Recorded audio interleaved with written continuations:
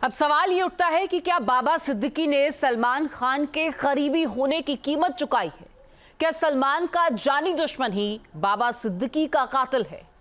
Lawrence gang की ओर से हत्या की जिम्मेदारी लेने के बाद इसकी तस्दीक भी हो चुकी है। ऐसे में सवाल तो ये भी उठता है कि जेल में बंद लॉरेंस बिश्नोई इस पूरे नेटवर्क को आखिर ऑपरेट कैसे करता है? आखिर कहां से गैंग के गैंगस्टर्स को ये हथियार पहुंचते हैं? रिपोर्ट देखिए।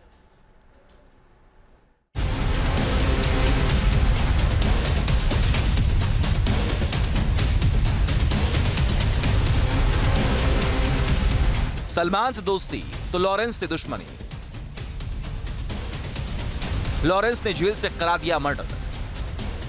महाराष्ट्र की सियासत में बड़ा चेहरा, बिजनेस में भी जिसने अपना मनवाया लोहा, समाज सेवी के तौर पर भी पहचान, एक नाम लेकिन कई किरदार, वो थे बाबा सिद्दीकी। लेकिन इनकी एक और जो सबसे बड़ी पहचान थी वो थी बॉलीवुड के दबंग सलमान खान से इनकी करीबी, और यही बाबा सिद्दीकी की मौत की वजह बनी। 3 शूटर्स आए और बाबा सिद्दीकी की गोली मारकर हत्या कर दी। लॉरेंस बिश्नोई गैंग ने जिस तरह मर्डर की जिम्मेदारी ली, उससे तो यही लगता है कि बाबा सिद्दीकी को सलमान की करीबी होने से ही अपनी जान गंवानी पड़ी।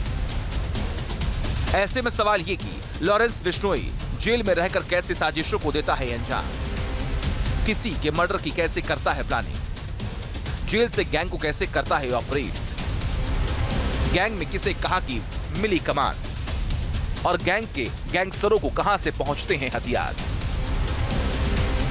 जेल से बैठकर लॉरेंस साजिश के जाल बुनता है और बाहर उसके गुर्गे उसके साजिशों को अंजाम तक पहुंचाने का काम करते हैं। जेल से लॉरेंस वारदात की प्लानिंग करता है, उसके शूटर्स गोलियां बरसाकर किसी का भी काम तमाम कर देते हैं। लॉरेंस के गैंग में कई बड़े और खूंखार गैंगस्टर शामिल हैं जो लॉरेंस के इशारे पर किसी भी संगीन वारदात को अमली जामा पहनाकर ही दम लेते हैं। लॉरेंस इस वक्त साबरमती सेंट्रल जेल के हाई सिक्योरिटी वार्ड में बंद है, लेकिन 6 से अधिक देशों में अपनी जाल बिछा रखा है।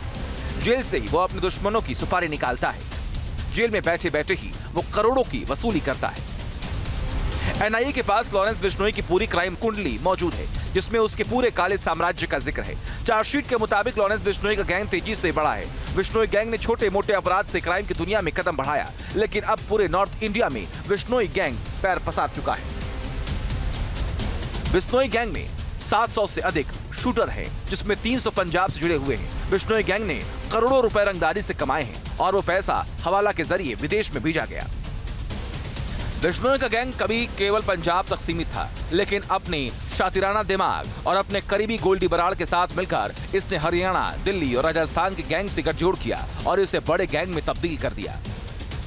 बिश्नोई गैंग अब पंजाब, उत्तर प्रदेश, हरियाणा, महाराष्ट्र, दिल्ली, राजस्थान और झारखंड तक फैल चुका है। सोशल मीडिया के जरिए युवाओं को गैंग में शामिल किया जाता है। यही वजह है कि इस गैंग की अमेरिका, अजरबैजान, पुर्तगाल, यूएई और रूस तक पैठ हो चुकी है। बिश्नोई गैंग को संभालने के लिए अलग अलग गुर्गों की जिम्मेदारी दी गई है, जैसे गोल्डी बराड़ कनाडा, पंजाब और दिल्ली में गैंग को संभालता है। राजस्थान, मध्य प्रदेश और अमेरिका में गैंग की जिम्मेदारी रोहित गुदारा के पास है। दिल्ली, एनसीआर, महाराष्ट्र, बिहार और पश्चिम बंगाल की कमान गैंगस्टर अनमोल बिश्नोई के पास है। वही काला जटेड़ी के हाथ में हरियाणा और उत्तराखंड में गैंग की बागडोर है।